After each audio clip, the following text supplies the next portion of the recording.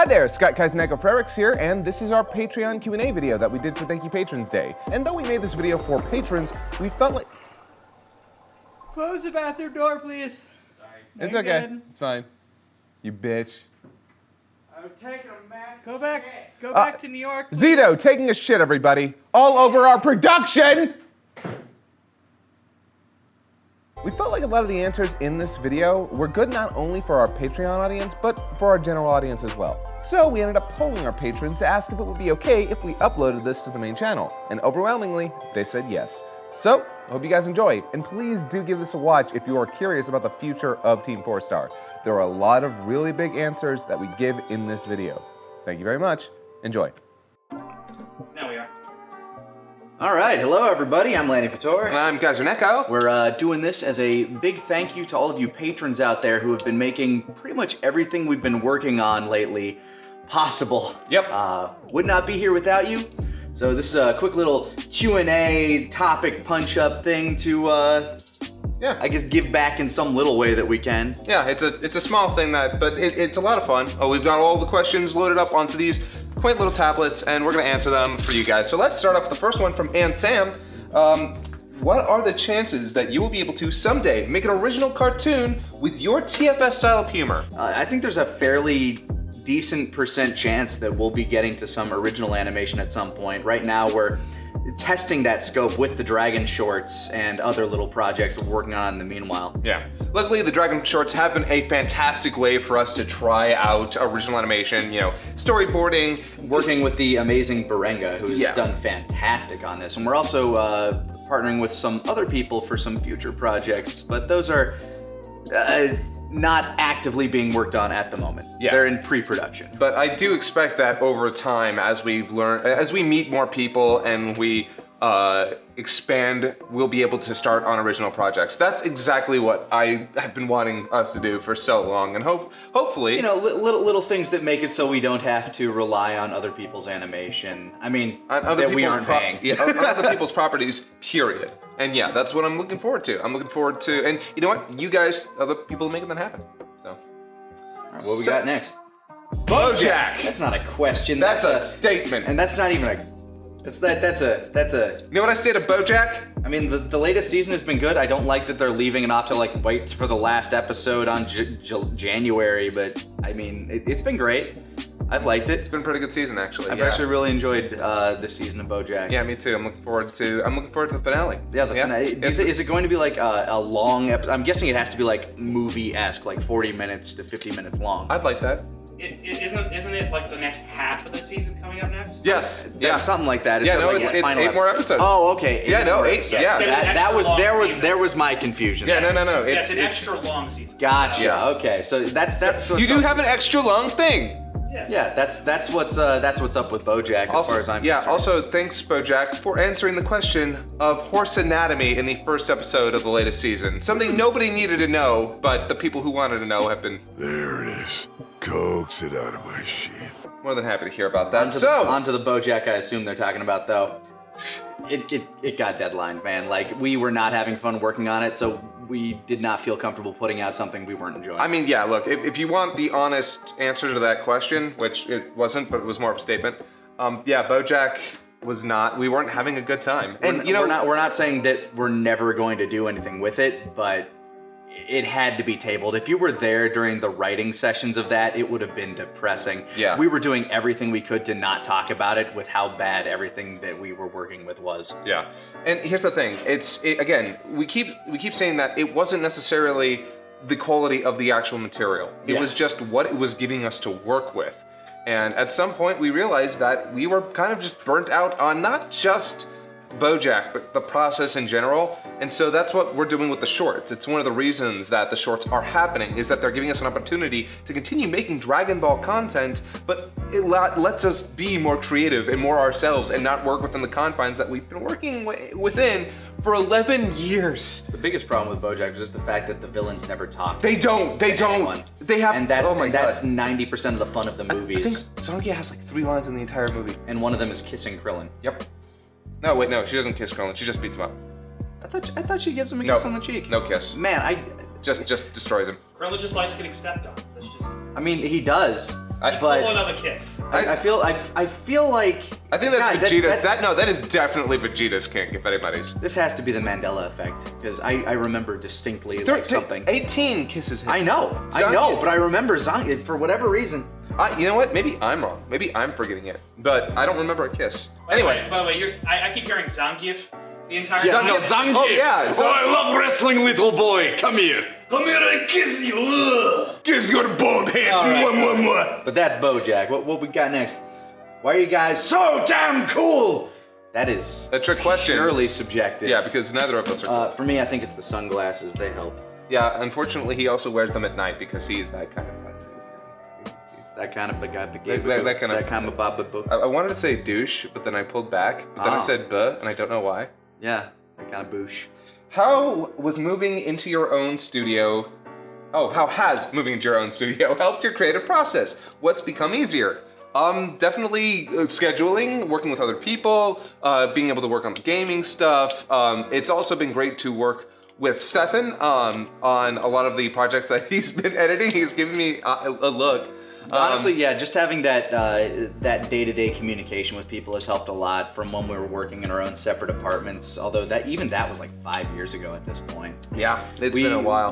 We've been in the studio for a hot minute. I think we've this been is in actually a- our second studio, so. Yeah, we've almost been in a studio for as long as we weren't in a studio, which is pretty significant for us. I'm happy to be here because it's nice to be able to surround myself with the people that we work with, and it definitely has helped cut down on. Like for some people that we work with online, we still have to send them the material, get their feedback, they send it back, we have to bounce back and forth. It adds more time than you'd imagine. Being able to just not have to worry about that is amazing. So yeah, it's definitely helped a lot of us. Yeah. How would you read the next one? Sure thing. From Chris Coffey. Oh yeah, we haven't read the names. Can you give a number of how many projects are currently going on in the background? Let's Okay, see. yeah. It's Final Fantasy VII Machine Abridged, The Dragon Shorts, X Minutes, Unabridged, AWF, and then something we will be showing off soon, but we don't want to talk about just yet because we're still coming up with a damn name for it, but it's going to be fun. Unnamed Project, Fistmaster, various gaming projects, which are kind of always in the works. And those are... To put a relatively hard number to it, I guess 7 and then some change. Yeah. 8, 9... you know what? I'm going to actually go 10. There are at least 10 projects we're working on right now. I can firmly say there are 10 projects. Of various sizes. Of various to be clear. sizes. And Yeah, importance. various scope and sizes and of various degrees of development at the moment. And there are multiple people working on them. There were many different people working on different projects. I'm involved in a bunch of them, but some of them I'm managing, other ones I'm editing, some of them I'm directing. It's a lot of fun. From Cody Parrish, how do you motivate? How do you motivate yourselves if you end up in a writer's slump? For me, personally, I like to pull myself away from whatever I've been smashing my head up against and give myself some distance. Because usually when I get into a slump, it's because I've just kind of worked myself into the ground and I need to kind of get back out to give myself some perspective. That is usually a very helpful one. A lot of times when we're working as a group and we're having trouble with a scene, what we'll normally do is we'll move on to another scene and maybe that will open up some avenues for the previous scene, or we'll go back and we'll rework something and maybe that will do something, or sometimes we'll just stop and shoot the shit about a bunch of stuff. One of the things that helps me the most when we're writing in a group anyway is if I'm not 100% focused on the script itself. Oftentimes I will boot up like an absent-minded game or something like that and just have something going that I can sort of focus on while my brain works around other things that I'm hearing. Oh yeah. I do appreciate though, it is actually really helpful sometimes to skip ahead.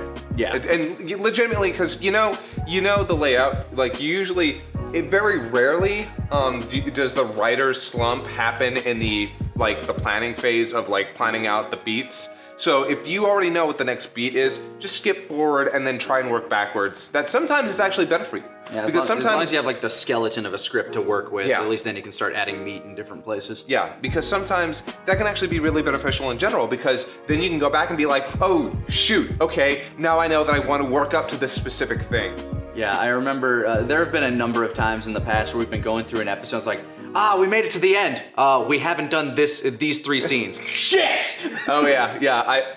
It is always great when we're like, oh right, guys, we skipped this whole scene because we didn't want to do it. Which kind of sounds like saving your veggies for last, and sometimes it is. It very much is. But usually having the process throughout that other episode, we can then say like, oh, what if we introduce the concept of that joke here, and that way we have something for this scene, and it'll pay off later in the episode. Yeah. Oh, you're giving me a paragraph. All right. Yeah. John H. Spiegel III. I hope that's his real name. Got the highlighted part here. He couldn't settle on just one question, so he asked a bunch. Hey, there's nothing wrong here. I saw repeat names going through this. Yep, but we are going to answer 2 of them. What's the most important piece of advice you wish you could give your past selves back when TeamFourStar was first starting up? Oh man. What would you tell little Annie? What would I tell little Lanny? Wee little Annie. What would you tell him? Probably tell him to start working out earlier. The amount of energy that I have gotten recently has been very nice. I don't know. Like, it's very hard to warn myself of anything because I can't really think of anything that's been particularly negative about this experience. I can't think of anything that I'd want to have prepared myself better for. Maybe learning to work with people a bit better. I've always been a very solitude-driven person, and as we've grown in scope, that has not exactly been my strong suit, is working with the amount of people we have. Yeah. It's hard to say exactly what I would tell a young me. I might give him some pointers on how, certain things to do and certain things to say and certain things not to do and certain things not to say. I cannot say that there aren't jokes or things that we've done in our episodes that I don't regret. Things that I could have easily just changed or taken out without losing much. So those are probably some of the things that I'd tell my young self. That, and I'd probably give them a list of people never to trust. Ooh, and I got one, actually. If I have something sassy that I want to say, wait at least 24 hours before tweeting it. That's a good, generally, that's a pretty good rule. I think everyone at home should consider that rule. You never know what bridges you might burn that way. Maybe this overlaps a lot. Oh, this is a second part? Go ahead. Maybe this overlaps a lot with the last one, but what are some of the biggest lessons you've learned from the process of turning TFS from a hobby into a business? Communication is exceptionally important. That is one thing that I absolutely have to hammer home. When it comes to your work environment and a work pipeline and making sure that you function as a company, if the people that work beside you, above you, and below you do not understand what their function is and what their day-to-day is supposed to be, if they don't have a clear idea of the goal that you want them to accomplish, or if you don't have a clear idea of the goal that you are supposed to accomplish, it's going to suffer. And trust me, one small breakdown can just cascade into a whole mountain of bullshit. So, communication is so important. Do not be afraid to talk about the things that make you uncomfortable. Don't be afraid to ask again. You might have already asked the question, hey, what is it you need? But if you can't remember, or if you have the slightest bit of doubt, if you want it done correctly, don't feel afraid to ask. It's important. Alternately, resource management, knowing what you have at your disposal, from funds to equipment to things like that, to talent on, or to, who you have to be able to do what. I was gonna say people, but I'm like, yes, resources like people. It's called human resources for a reason. I'm just basically knowing what you have to work with and figuring out where and when and how to expand. That has caused a lot of growing pains for us, is whenever we've tried to do an expansion and realizing, oh shit, we might not have had the amount of resources necessary to do this, or maybe we've taken on a project too grand in scope. Very rarely has it been oh man, we could have done so much more than this if we had planned, if we had used everything that we had. But knowing what you have and how to use it is very important in this, and it's something that we're still figuring out. Yeah. So yeah, it's been a learning experience, a lot of growing pains for everybody. You want this next one? Sure. From Artemis. Who came up with Alucard's one-liners in Hellsinger Bridge, and how did you manage to make Integra even more badass than she was in the original? I'm going to take a stab in the dark and say Taka. Taka actually wrote a lot of Alucard. In fact, by and large, it's hard for me to think how many of his one-liners that I actually wrote. I definitely wrote at least some of them, but there's just, Kurt has this mind for Alucard. When he has a character that he loves and that he likes playing, he has a very good mind for writing them and how to voice them. He's very good about pulling the character out of himself. Yes. And that is something that has been very important when writing for Nappa or Guru or Cell. Yeah, those characters are just facets of his personality that he crystallizes and turns up to 100. And then we change the dialogue a little bit to make it sound a little fancier. Yeah, I've always said this. Kurt is a powerful laser that I have to kind of hone through a diamond. Yeah, needs to be refined. Yeah, and when that happens, you get some of the best stuff from Hellsing Ultimate Bridge, a series that, to be completely honest with you, I'm very proud of when it comes to the writing. I was exceptionally happy with how a lot of that came together, and I can definitely say that it's as funny as it is 100% because of Kurt. I think that I can be funny. I think that I have the capacity to write great comedy, but that man's on another level, and it was a real treasure to work with him. And when it comes to Integra, there are some times where I think that we made her less badass by giving her all the conflict with Alucard and letting him basically walk all over her. Well, she has to be the mama dog, and I mean, a lot of credit has to go to Megami 33's performance for her. Yes, I do have to say, so Corinne Sudberg, Megami 33, as you know, plays Integra Hellsing. And when she started out, it was a little bit rocky, but the first episode's a little bit rocky.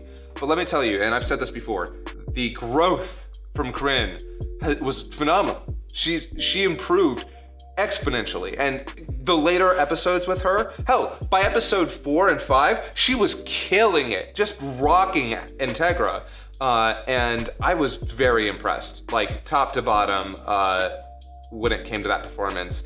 And in the episode where she kills that one Nazi vampire when she gets out of the car, Oh yeah. I still love that shit.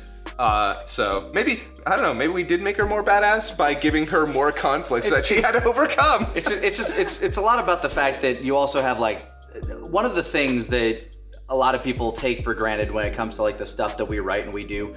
We have hindsight at our advantage. We're able to look back at something and be like, oh, but what if this? Yeah.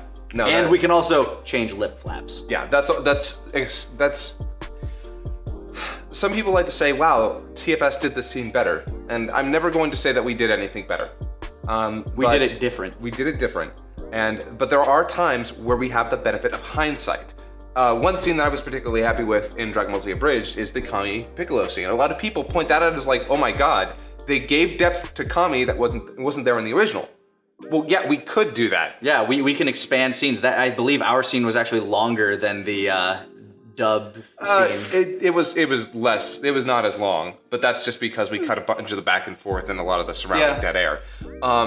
Another scene that I will say is Android 16. We gave him an entire scene to basically fill in his backstory. And that was entirely because of hindsight, because Toriyama, years after all of this was written and done, when the colored manga was coming out in 2010 or 11, he did an interview stating that, oh yeah, Android 16 was based off Jiro's son, and then just moves on. It's like, oh, we can do something with that. Yeah, and I was very happy that we did, because I love that scene. But we could have only done it because we've seen the entire series, we've read all the material, we have the tools, the knowledge at our disposal to make these things deeper or cooler. You have spunk! So, from Joe Miller, what are your current plans for the TFS YouTube channels?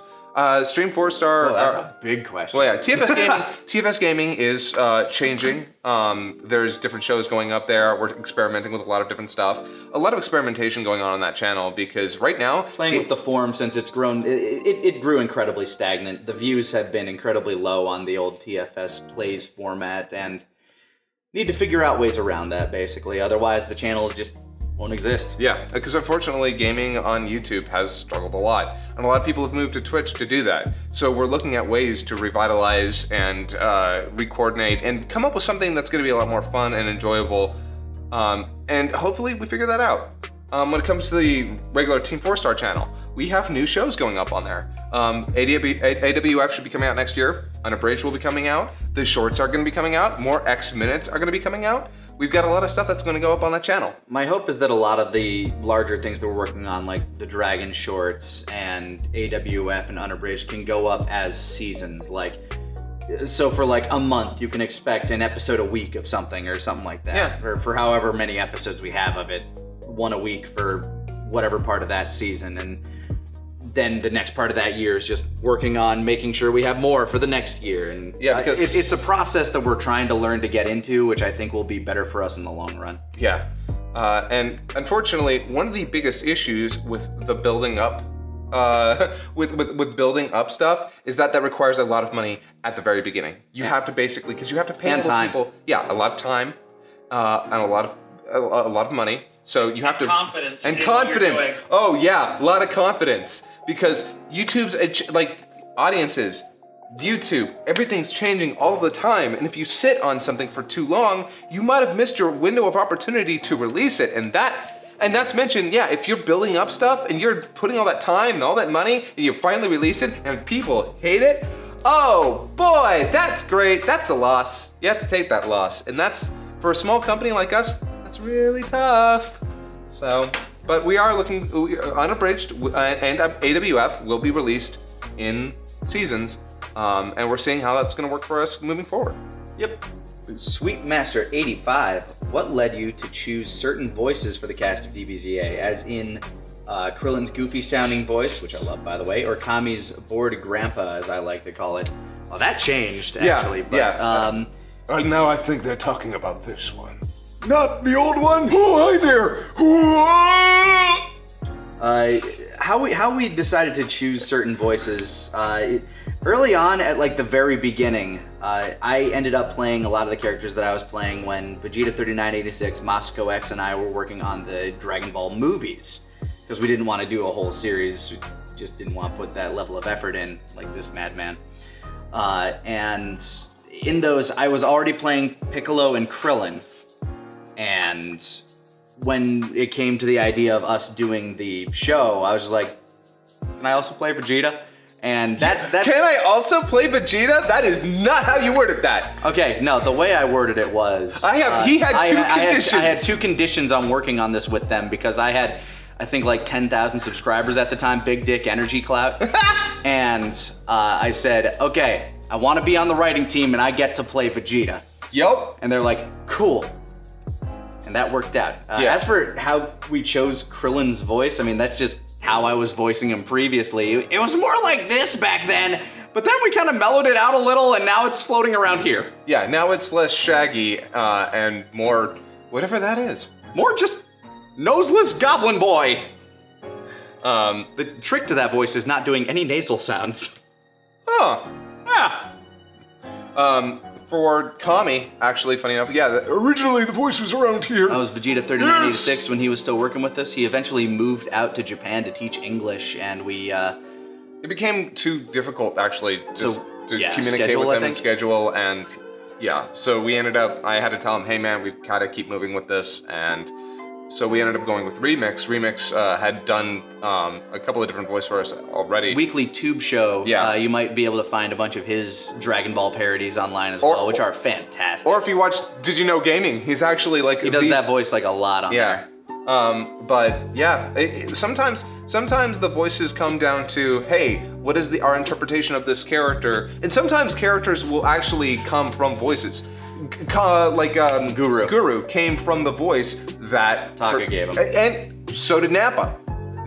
He was doing a bad Phil Parsons impression, and then we're like, that is a goofy ass voice, and he started doing goofier And stuff. he and I with it. started bouncing off like the Nappa and Vegeta stuff, and we realized, okay, Nappa's the goofy one, Vegeta's the straight man, and we wrote a good majority of their shit the first night we ever started talking about the project. The idea of Vegeta being a straight man at this point, by the way, because at the time he had to be the guy who was more no nonsense. But as time has gone on, he's become his own character. He's a psychopath and a narcissist, and he's so much fun to write for. Yeah. But yeah, so sometimes voices come from impersonations of the original. They come from our reinterpretation of the character, or they literally just come from us doing a voice and then making a character from that voice. So those are the three big ways that we come up with voices in the show. Yeah. All right, Chris Coffey asks, what is the current status of Taka's wrestling parody series? The pilot is being worked on currently. I think there was an issue with footage that's being sorted out. Yes, yeah, we have the footage. There's there are issues when it comes to pre-production, the production on this one. This is a very, very new thing. It is very new.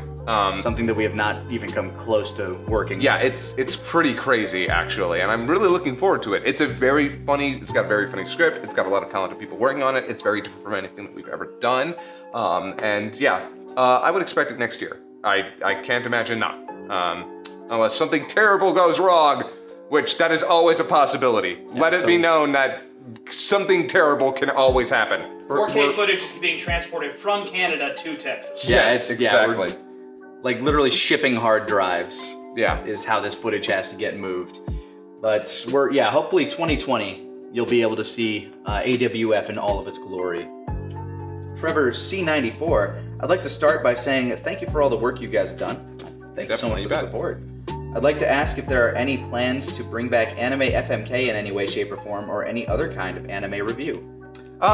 So currently we're doing the My Hero Academia reviews. If you don't know that we're doing them, we are. We should actually probably promote those a little bit more because a lot of people actually seem to like them and enjoy them. You can find those on TeamFourStar, the YouTube channel, TeamFourStar. We also record them every Monday at 5 p.m. Central. But when it comes to more anime reviews, we would love to do that, but one of the biggest issues is finding the time, the energy, the place, and Anime FMK itself was a very involved process that, and I'm going to be frank here and honest with you guys, it didn't make money. We were losing money on that project at the time that we were dedicating to it, the editing resources, it wasn't working out. And not to mention the amount of time it took to watch every single episode of those shows as you went on. I mean, I know you guys, when you were working on it, like that was the constant complaint. Like, I have to watch 40 hours of anime this week. Yeah. Shut up. And you would think that's not that much, but when it's cutting, it cuts into an entire workday, and that's just not money that you can like give up. So, and I know that sounds like a shitty reason, but you know what they say, don't half-ass something. And to make money off of it, we were gonna have to half-ass it, and nobody wants that. So we decided to just put it on the back burner. But I would expect more reviews and us talking more about anime that we like in the future, especially with something that we have coming up here. I'm really hoping that we can get this all worked out because it would be nice to have a more consistent outlet to talk about stuff. Yeah, and I think we'll be getting that very shortly, actually probably within the month here. Yeah, I'm hoping. All right, so from James Green. Woo, this is a big one. Hello TFS. First of all, I'd like to say thank you for all the excellent content and entertainment you've given me over the years, including opening my eyes to how fun D&D can be. Hey. I've got a few questions. First of all, you guys initially did a vote on which of the 3 franchises you'd complete. Metal Gear 1 in the end, but will you still be playing through Devil May Cry or Castlevania in the future? Secondly, will Zito or TFS as a whole ever consider streaming a game of Warhammer Age of Sigmar, since there's a few fans in your company? As far as Castlevania and Devil May Cry go, I'm not going to say that's never going to happen, but one thing that we found as we were going through Metal Gear is that specifically Kieran was feeling heavy fatigue on that. Like it was just burning him out super hard, and it was burning Grant out, and to an extent it was burning me out. There were a lot of games for a very long time. Yeah. We were playing Metal Gear for better part of 2 years, I want to say, but it was probably less time, maybe more. I don't know. It felt like forever. I'll say this. You ever want to do a Devil May Cry one? I'll be down for that. I mean, Devil May Cry would be a lot quicker than Metal Gear because it's an action game. But that's why I was suggesting. Yeah, Castlevania would probably take a decent amount of time, especially playing through the more difficult Nintendo versions and then all those Metroidvania things where you'd want to get the 100% ending. Not to mention, I'm going to be honest about this one, Castlevania was our lowest polling entry by far. So I would think that if we do one, I'm 10. If we do another one, I would definitely have to say that Devil May Cry is the one we'd probably consider, if we did. As for Warhammer Age of Sigmar, most of the people that actually enjoy Warhammer are not in the office. Yeah. I mean, Zito and Brian like it. There might be a couple other people who do, but Taka loves Warhammer, and I know that if he lived here, you'd have a Warhammer show. You would. Maybe. Absolutely. At the very least, there would have been a Blood Bowl thing. Yeah. Sir Jif R. So I'm aware that one of your major goals is original animation, and your recent shorts, Dragon Ball shorts, My Hero Academia one for Kai 3, is a testament to that. But what is the long-term goal? What are you looking at in the medium term for the gaming channel specifically? More playthroughs, more one-shots, or do you eventually plan to phase it out altogether? I mean, seems like a mishmash of questions there. Let's start with the animation thing. Our end goal is to... Oh, no, he said that is a long-term goal.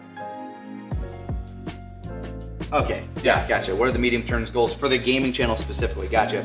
Well, currently, Kieran and Grant are going through with the Pokemon, with the Sword Shield Nuzlocke right now. So that's going to be what's in the immediate future. We're also planning on... I intend to keep up doing Renegade for Life, things like that. But the gaming channel is probably going to be the thing that changes the most in this next year, or else it probably would end up getting phased out as its current numbers aren't really supporting much of anything. Yeah, that's like we said before. We're going to see what we can do, but we can't really give you anything concrete at the moment because YouTube can't give us anything concrete at the moment. The algorithm is always changing. Sunosuke DA. Hey Sunosuke, I know you.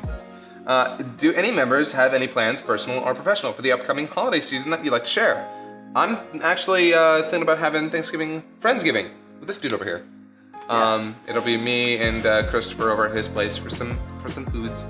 And hopefully having Taka down as well. Oh yeah. That was the plan. Yes. And for Christmas, no plans. No plans here. What about you? I'm actually not traveling for Christmas for the first time in a long while. Yeah, instead I'm going to be traveling after the holiday season when CPM is at its lowest, so that I don't need to miss a whole bunch of stuff, and then I can go see my grandma for her birthday or something. Those are my big holiday plans, other than making a nice big Thanksgiving dinner for my buddies. Also, you're going to be seeing your family next week. I am. I'm actually tomorrow. Oh, sorry. Over the next week is what I meant. Yeah, over the next week. I'm actually heading up to my brother's wedding tomorrow. So. Yep.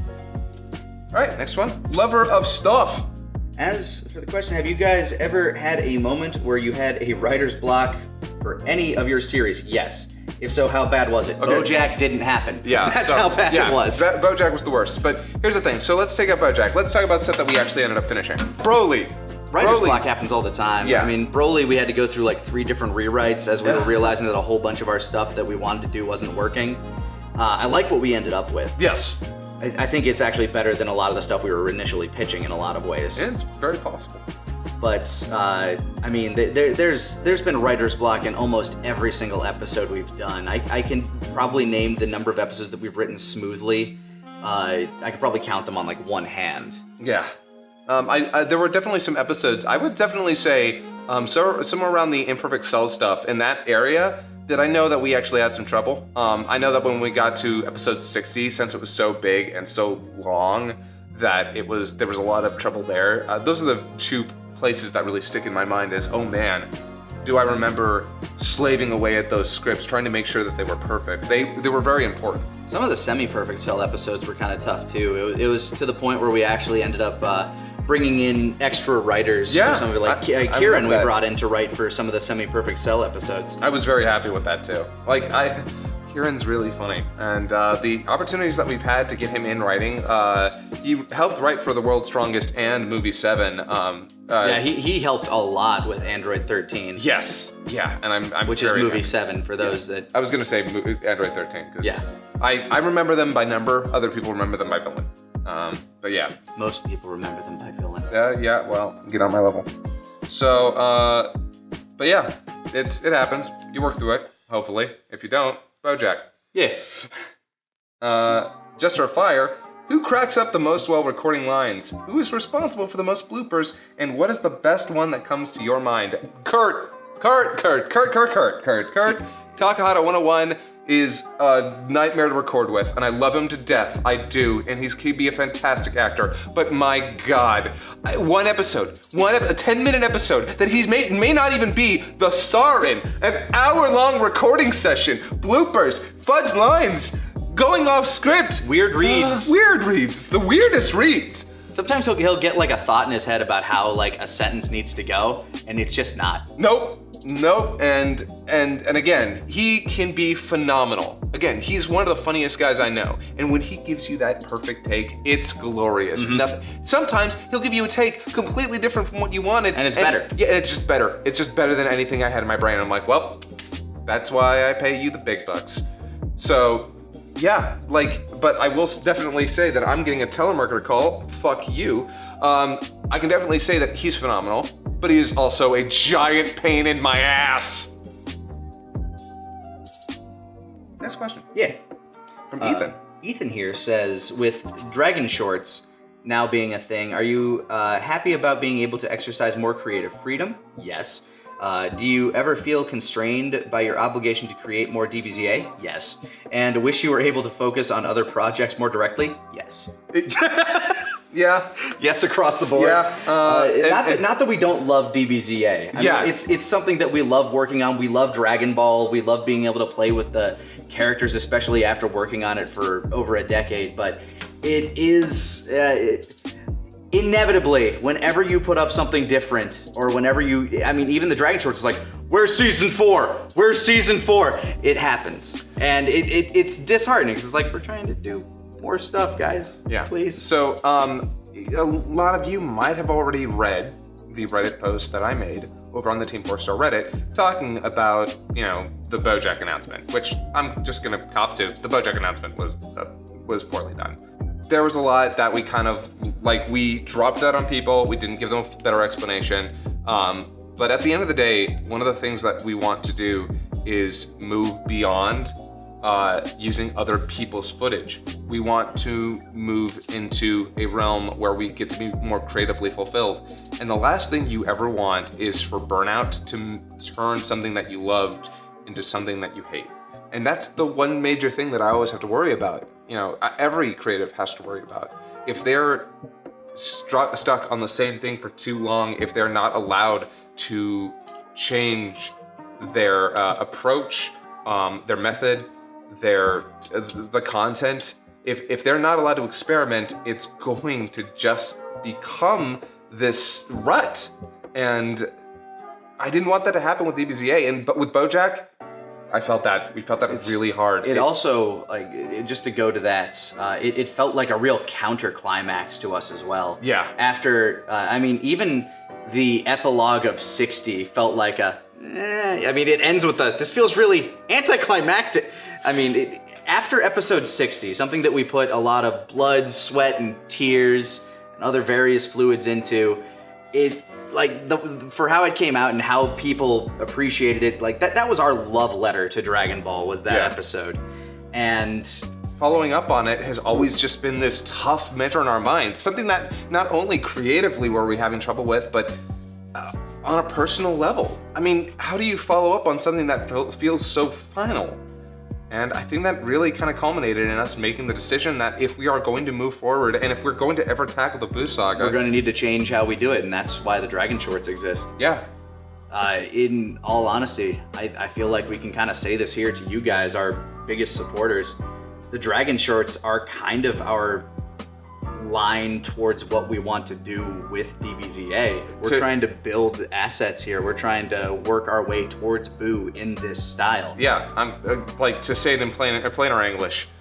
If you're looking forward to the Buu Saga, then look forward to the shorts, because the shorts are going to be the way that we do the Buu Saga. That's how we're going to bridge into it. Yeah. Right now, what we're doing is we're working through a library of characters and assets through these shorts and skits that all take place between Cell and Buu, so that when we actually get there, we'll have everything that we need in order to move forward the way we want to. So that's going to be different, but it is. It's kind of how we have to work with YouTube's ever-changing copyright policies and so many other things. Yeah, and again, if you haven't seen the Reddit post, it is available. You can actually go to our latest news announcement. You can find it a lot of places, or it's actually, if you go to the TeamFourStar Reddit, it's stickied at the top. Give that a full read and you'll understand where we're coming from, because it isn't even just burnout. As you said, YouTube, we can't lose our main channel again. It is our main source of revenue. It is our main way to bring content to people, and that has, unfortunately, and I don't like acting like we're being strong-armed, but if we're going to operate in this atmosphere, it's gonna have to be along YouTube's rules. And one of those rules is, hey, you can be taken down for using other people's footage at any time. So. And though we've been able to fight back a number of times, inevitably there will come a day where you just can't. Yeah. Brendan Moorhead, what are each of your dreams for the future of TeamFourStar? If you could do anything with no limits, maybe becoming the next Funimation, Nerdist, Rooster Teeth, etc., or all of the above.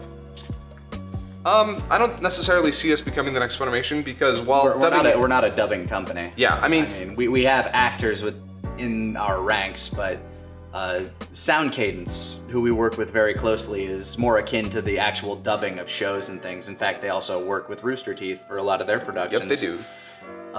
And well, that Madhouse film Hells was a ball to work on. It also told us that, you know what, we loved doing that, but that's not our future. It also was something that, again, Sound Cadence was doing a lot of the heavy lifting on. I know you did a lot of the script writing, but when it came to the actual dubbing of it, we did it over there with them, and my involvement was literally going in to read the lines, and then I left, and then I waited, and then the movie came out. Yep, that was it. But I would say that one of the things that I want us to do is work more on original animation. So if anything, I guess out of all of these, Rooster Teeth is technically the model. Yeah. I will admit that when we went down there several years ago to Austin, getting a tour of their space by the late, great Monty Ohm. Rest in peace. Seeing their setup and what they were working with was incredible and really inspiring. Just seeing like where they had grown very similarly to us from a fan project to something of such massive scale. They have a entire like airline hangar basically that they're using for various parts of their studio in their office, and it is awesome. Yeah, it's incredible. I couldn't believe it. So yeah, I'd say, Rooster Teeth is kind of an inspiration for us. I'm not saying that we want to be the next Rooster Teeth, but they've definitely set some standards that I would love to try and meet and, blow out of the water. But that's always the goal. That's unlimited resources. Let's do that then. Yeah. Want to do the next one? Sure. James Peralta. Hey guys, first off, thank you for providing the incredible content for over 10 years. Thank you so much for watching it. Question. I remember when you guys started TFS at the table that there would be audio recordings of those of us who can't find the time to watch it live or the archives. Whatever happened to that idea and why? Sorry if this has been answered in the past. I'm just trying to catch up to speed. No worries. Basically, the issue with the audio recordings we were having was they could not be equalized properly, and we didn't want to put out anything subpar, and then by the time we figured out a workaround, it was just so far in that catching up on the backlog would have taken somebody probably weeks of work to get done. But hopefully with the next campaign we start up, we'll be able to start off right away with it. Yeah, sorry about that. But as you said, that was just something that kind of fell through the cracks where we were overly ambitious but under-equipped. Patrick Miller asks, with the conclusion of the current run of TFS at the Table drawing ever so near, I was curious if prep for a new campaign has begun, or if there will be a break to focus on a few one-shots. There will definitely be a break. From the end of this campaign, there will probably be a couple-month break where either we'll be focusing on some one-shots, or if the Pokemon Nuzlocke's still going on, maybe that'll take up its time slot for a bit. But preparation has started for the next campaign. It's one that I will be leading, and I have a base story, I have a bit of a world set up, and now it's just a matter of getting everything together and making sure everybody else is ready. Undead Pool, what's your favorite in-universe fun fact from comically inaccurate early dubs? Mine was Raditz moves faster than the speed of light. Yeah, that was from Piccolo when he dodges the speed of light. Yeah, my favorite is easily, Bardock being a brilliant scientist. That one is so stupid, and I love it. Yeah, your father was an average fighter, but a brilliant scientist. A brilliant scientist. Yeah, I'd say that that's the one that probably sticks with me the most. I can't think of a whole lot of dubisms that I can go back to and think on along those lines. Yeah. Oh, you know what my least favorite one is? When Vegeta says that Frieza turned him evil. Oh. Yeah, that one sucks. Like, a lot of people are like, oh my god, Vegeta, he's so broken, and it's all Frieza's fault. Frieza made him kill those people. No. Vegeta is a ruthless Saiyan warrior who was doing that for the love of the game. Well, his people were doing that for the love of the game. Yeah, so he was doing it. Yeah. And it had nothing to do with Frieza. He was mad that Frieza subjugated his race, not that he made them kill other people. That part he would have done for free. So, next one from Anne-Louise Wagner. Yeah, I'm gonna say Wagner. Yeah, Wagner, they're from Germany. Yep. Oh, this one's yours. Okay. Yeah, get you.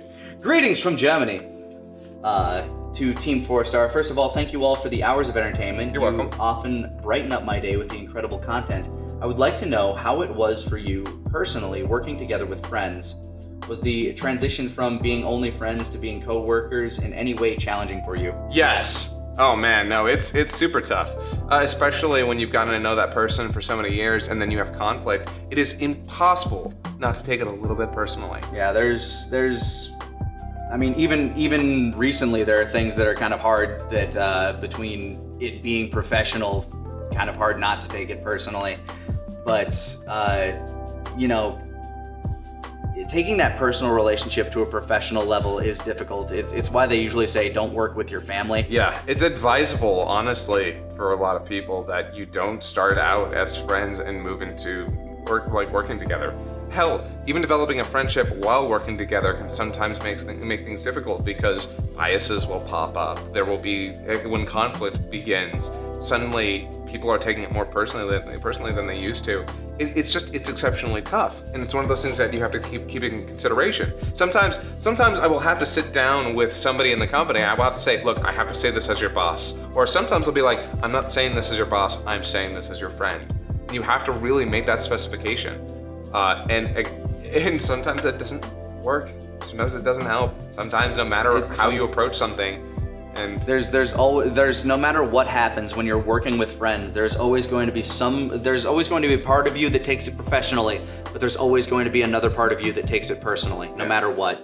It's led to like screaming matches at times in the past, where some of us will be like yelling at each other over like some inane, stupid bullshit. It'll be so stupid and small. Like the really more important conversations, we almost never yell at each other over. I think it's because we all know how deadly serious some of that shit is. Yeah, but when it comes to like, there will be jokes or there will be ways we go about scenes and somebody will say something and one of us will just flip a fucking table, metaphorically. I don't think any of us have ever actually flipped a physical table, but we will fucking go off on each other. It was funny. About, maybe 7 years ago, there were, people would talk about the stories of, oh yeah, no, we've got a screaming matches. And I'd be sitting over here like, wow, screaming matches. Isn't that a little intense? Huh? Yeah. But no, it happens. Yeah. It's hard not to take some things personally. Yeah. But I still wouldn't choose anybody else. Next up from Kenan Eldari, thoughts on Has Been Hotel? Have you seen it? I have not. I haven't seen it either. It's really good. It's really bad, says Stefan. I don't know if you caught that. I said it's really good. Stop talking about how much you hate Has Been Hotel, Stefan.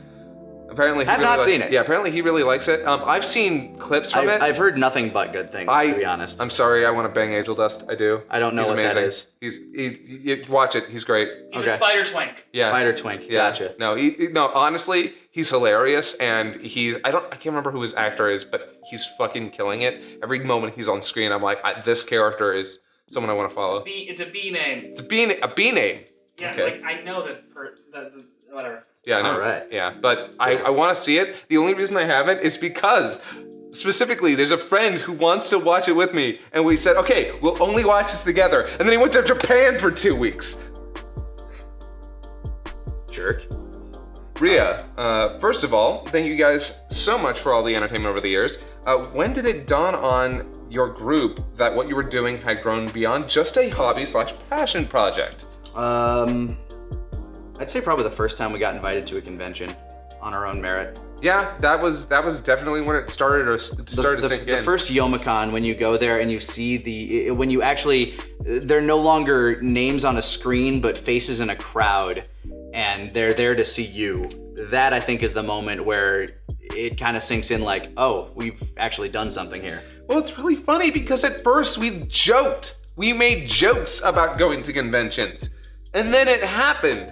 It happened like overnight. We were at Youmacon the next year after we had started. That's insane. Yeah. That is unbelievable. I couldn't literally, at the time, I was just floored and I was so afraid to get on stage. I remember that specifically, that nobody in our group had any real stage experience except for me. So I had to essentially be the MC of our first couple of panels together. You did, and God, I remember some people were like, "Man, Lanny's really taking the reign on that one." I'm like, "No, he has to. He has to take the reins." Even Taka, the man who is probably the biggest showman out of all of us by now, was timid on stage.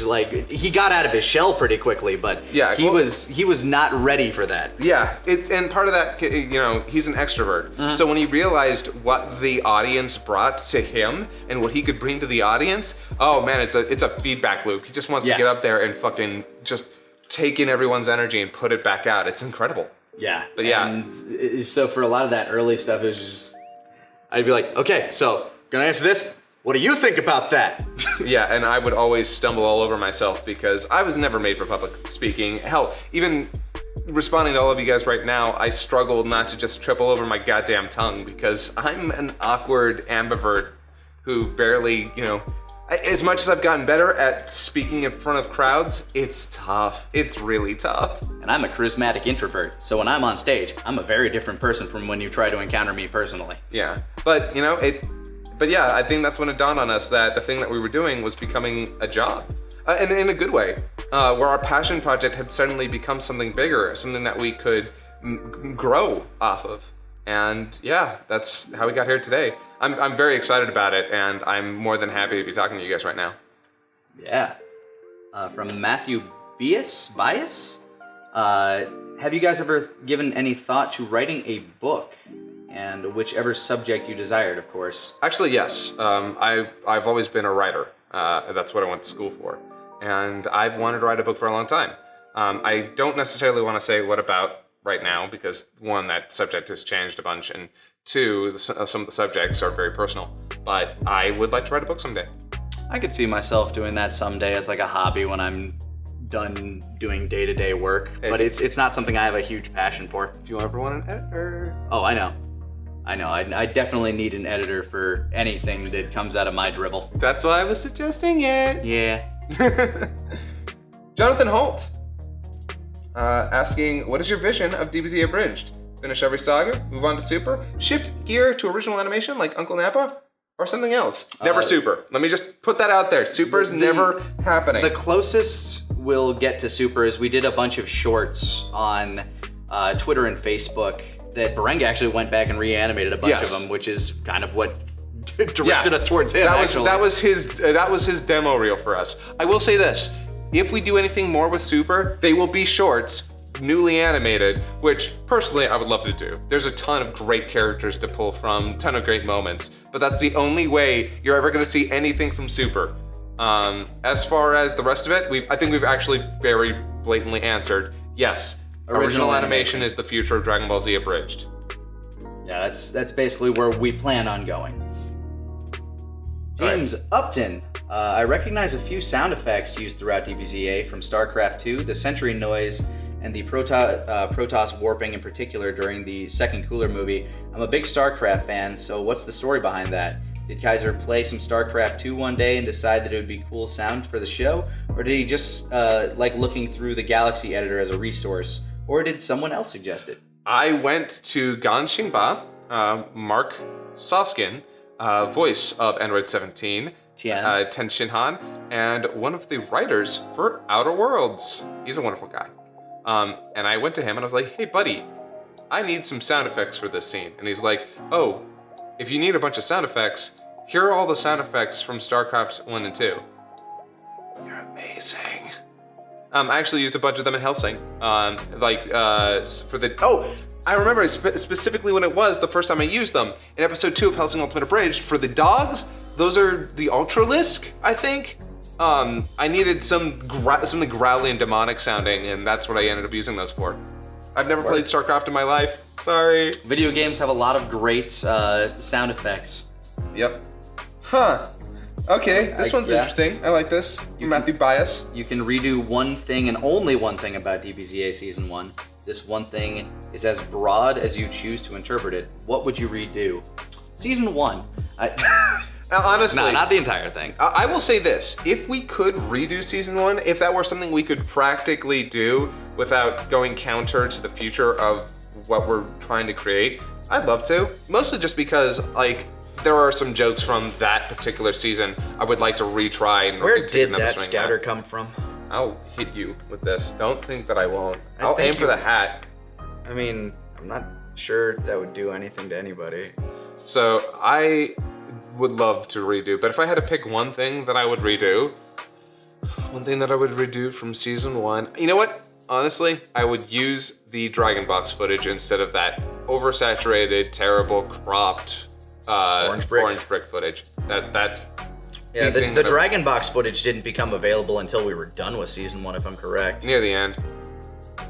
So yeah, there you go. That's the, if I could footage. If I could choose one thing, it'd be that. And oh shoot, that was the last one. Last question. Last question. Right. Wow. Phenomenal. I didn't know if we'd get through all of them, and the time limit we didn't exactly give ourselves, but we've been going for about an hour. It's almost exactly an hour. All right. Well, wonderful. An hour-long video answering a bunch of questions. Once again, a huge thank you to all of you guys out there who have made what we're doing possible. Wouldn't be here in this, essentially this couch that you guys paid for without you, so. Oh, by the way, expect to see more of this couch in the future. Yeah, very soon. Very soon. But yeah, thank you all so much to every patron watching this and to all of our fans everywhere. You guys are wonderful, and hope that we answer some of your cues. Happy Thanksgiving to those in America.